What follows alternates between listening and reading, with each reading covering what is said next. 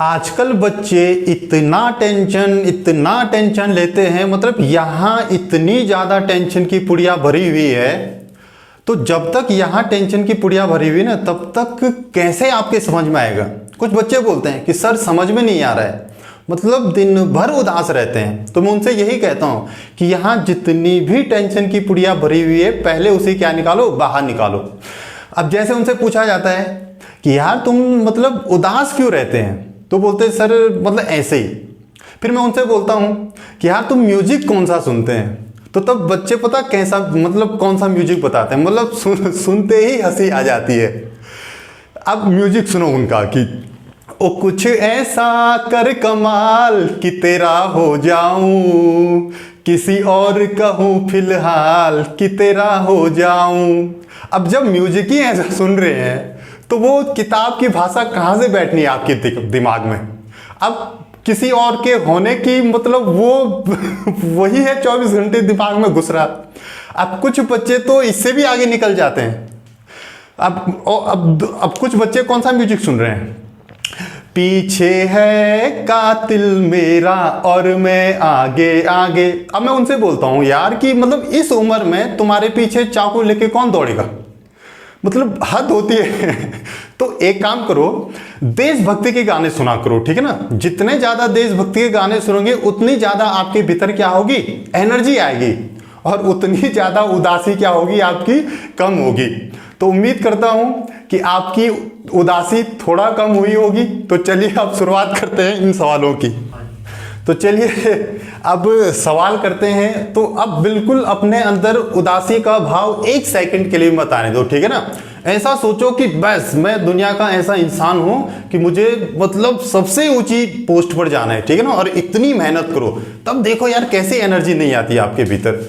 सुस्त होके किताब नहीं पढ़ना, ठीक है ना। चलो एनर्जेटिक पढ़ेंगे इस क्वेश्चन को। सबसे पहले देखो इस सवाल में क्या लिखा है, नीलम अपनी पूरी आय में से 20% घर के किराए पर खर्च करती है, ठीक है। 20% किस पे कर रही हो नीलम, घर के खर्च पर, ठीक है, मतलब किराए पर। और शेष का 70% किस पर कर रही है, 20% घर के किराए पर खर्च करती है, शेष का 70% घर के खर्च में लगाती है। यदि उसके पास अब 3600 रुपए शेष हो तो उसकी वास्तविक आय बताइए। इंग्लिश वर्जन ये रहा इसका, out of the total income Neelam spends 20% in house rent and 70% of the rest and house hold. If the saves 36,000 what is the her total income. अगर इस क्वेश्चन को हमने ध्यान से पढ़ा होगा तो 2 चीजें सामने हैं। देखो एक तो 20% का खर्चा किया जा रहा है और दूसरा कितने प्रतिशत का खर्चा किया जा रहा है, 70% का खर्चा, ठीक है। तो अब हमें यह बताना है कि जो नीलम की जो वास्तविक आय थी वो कितनी थी।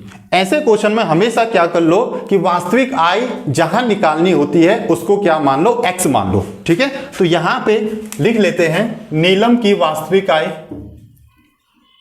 नीलम की वास्तविक आय कितनी है, नीलम की वास्तविक आय दे नहीं रखी ना, तो हमने x मान ली, ठीक है, x। चलो अब एक काम करो, यहां पे ले लो x। अब देखो नीलम की जो इनकम है ना, जो हमने x ले रखी है, इसमें से 20% खर्चा किया जा रहा है किस पे, घर के किराए पर। अगर 20% घर के किराए पे खर्चा किया जा रहा है तो इसका मतलब अब नीलम के पास कितनी इनकम सेव होगी, 80%, ठीक है ना। 80% कहां से आया, 100 में से 20 माइनस कर दिया। 20 माइनस क्यों किया, क्योंकि वो खर्चा है। और मैंने इससे पहले वाले वीडियो में बताया था कि जितना प्रतिशत क्या होता है, खर्चा होता है, उतना प्रतिशत 100 में से क्या कर देते हैं, माइनस कर देते हैं। तो 80 x के साथ कितने का मल्टीप्लाई करूंगा मैं, 80% का, ठीक है ना। ध्यान से देना, फिर यहां पे मैं अलग से बता रहा हूं, ये 80 का ऐसा है, 100 में से 20 माइनस कर दिया जो उसका खर्चा है, बाहर लगा दिया प्रतिशत का साइन, तो ये आ गया 80%, ठीक है। अब देखो ये अब नीलम के पास क्या है, उसकी बची हुई क्या है, इनकम है, शेष इनकम है। लेकिन इस शेष इनकम में से भी, इस शेष इनकम में से, ये है शेष इनकम, इसमें से भी 70% घर के अन्य खर्चों, अन्य उस पर क्या किया जा रहा है, खर्च किया जा रहा है। अब फिर अगर फिर 70% खर्चा किया जा रहा है तो इसका मतलब अब सेविंग कितने प्रतिशत की होगी नीलम की? 30% की। ठीक है, 30% कैसे आया? 100 माइनस 70।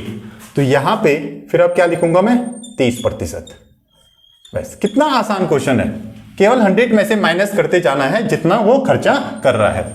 और ये किसके बराबर हो जाएगा? 3600 के बराबर। कितने के बराबर? 3600 के बराबर। अब क्या करना है बच्चों, इस इक्वेशन को क्या करना है? सॉल्व करना है। x गुणा गया 80 गुणा गया 1/100। अच्छा, ये 1/100 कहां से आया? 1/100 किसका मान होता है? प्रतिशत का मान, यानी कि प्रतिशत की वैल्यू कितनी होती है? 1/100। यहां पे लिखता हूं अलग से, प्रतिशत बराबर कितना? 1/100। हमेशा ध्यान रखना, जिस नंबर के साथ प्रतिशत का साइन चिपका हुआ होता है उस नंबर के साथ हमेशा 1/100 का मल्टीप्लाई करेंगे अगर प्रतिशत का साइन हमें हटाना है। ठीक है ना? जैसे 80 के साथ कौन सा साइन चिपका है? प्रतिशत का। तो 80 के साथ कितने का मल्टीप्लाई किया? 1/100 का। ठीक है, जैसे ऐसा होता अगर 90%, तो इसको हम कैसे सॉल्व करते? 90 गुणा गया 1/100। अगर 50% होता तो इसे कैसे सॉल्व करते? 50 गुणा गया 1/100। तो ये बेसिक कॉन्सेप्ट है किसके? परसेंटेज के। ठीक है ना? हाँ, ये चीजें आपको पता होनी चाहिए। अब देखो, यहां भी 30 के साथ क्या मल्टीप्लाई करेंगे? 1/100 का, और बराबर कितना हो जाएगा? 3600 का। ठीक है, अब देखो सबके बीच में क्या है? मल्टीप्लाई का साइन है, मल्टीप्लाई का साइन। और जब मल्टीप्लाई का साइन होता है बीच में तो क्या होता है? नीचे के नंबर ऊपर के नंबर को क्या कर देते हैं? काट देते हैं। अब जरा ध्यान दीजिए, इस जीरो से ये जीरो कट। ठीक है ना? क्यों काटा? क्योंकि बीच में क्या है? मल्टीप्लाई का साइन। इस जीरो से ये जीरो कट, क्यों? क्योंकि बीच में किसका साइन है? मल्टीप्लाई का साइन। ठीक है, ध्यान रखना। अगर ऐसा होता है 30 प्लस 1/100 तो तब हम इस जीरो से इस जीरो को नहीं काट पाते। क्यों? क्योंकि इस बार 30 और 1/100 के बीच में कौन सा साइन है? प्लस का साइन है। ठीक है, हाँ, जब प्लस या माइनस का साइन हो दो नंबरों के बीच में तो तब अंश से आप किसको नहीं काट सकते हैं? यहां नीचे वाले नंबर से इस इधर वाले नंबर को नहीं काट सकते हैं। ठीक है ना? हाँ, अगर ऐसा होता 30 इंटू 1/100 तब कर सकता था इस जीरो से ये जीरो। ठीक है ना? हाँ, अब देखिए कौन सा नंबर बचा हमारे पास बच्चों? ये बचा हमारे पास x गुणा गए 8 इंटू 1 क्या होगा? 8। नीचे क्या जाएगा? 10 इंटू 3 एकम 3, नीचे क्या जाएगा? 10, बराबर कितना हो जाएगा? 3600। अब ध्यान दीजिए, ये जो x इंटू ऊपर के नंबर आपस में मल्टीप्लाई कर दो। अच्छा, मल्टीप्लाई मत करो, इस 3 से यहां का 36 कट सकता है 12 बार, और पीछे क्या है? 2 जीरो उतर जाएगा। यहां पे एक चीज ध्यान रखना, इस 3 से मैंने ये 3600 कितनी बार काटा? 1200 बार काटा। क्यों काटा? क्योंकि यहां बीच में किसका साइन है?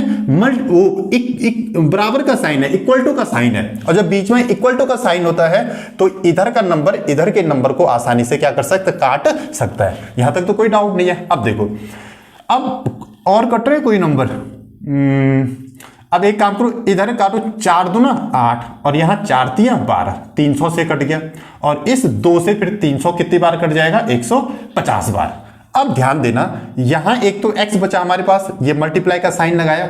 इधर क्या बचा है? कुछ नहीं बचा है। ऊपर कुछ भी नंबर नहीं बचा है, सारे नंबर क्या हो गए? कट गए। 8 भी कट गया, 3 भी कट गया। लेकिन नीचे क्या है? 10 और 10 है, और 10 और 10 आपस में मल्टीप्लाई होंगे तो क्या बना देगा? 100 बना देगा। ठीक है, और उस तरफ क्या बचा है? 150। ठीक है, अब मुझे किसका मान निकालना है? x का मान निकालना है। तो ये 1/100 किसके नीचे चला जाएगा? 150 के नीचे चला जाएगा। तो चलो ले जाओ, तो x बराबर कितना हो जाएगा? 150/1/100। अब ध्यान देना, ये 100 किसके साथ मल्टीप्लाई होगा? ऊपर 150 के साथ। तो ये हो जाएगा x बराबर कितना? 150 इंटू 100। तो x का मान कितना आ जाएगा? फाइनली हमारे पास यह आ जाएगा 15, कितना आ जाएगा? 150, जीरो का जीरो हो जाएगा, जीरो हो जाएगा, और यह आएगा 15,000 रुपए। ठीक है ना? यानी कि नीलम के पास प्रारंभ में कितने रुपए थे? 15,000 रुपए। ठीक है ना?